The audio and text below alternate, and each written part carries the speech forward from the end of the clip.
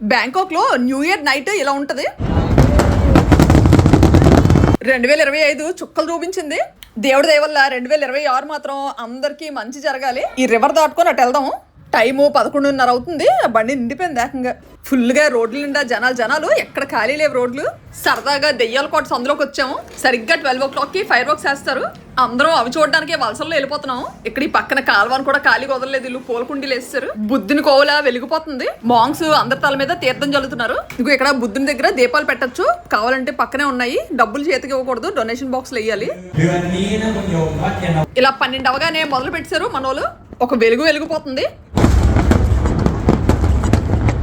Happy new year. ఈసారి టపాసులకి దగ్గరికి వెళ్ళలేదు. పిల్లలకి పొగ మంచిది కాదని. ఈ 2026 మంచి వీడియోస్తో దంచుకొడదాము.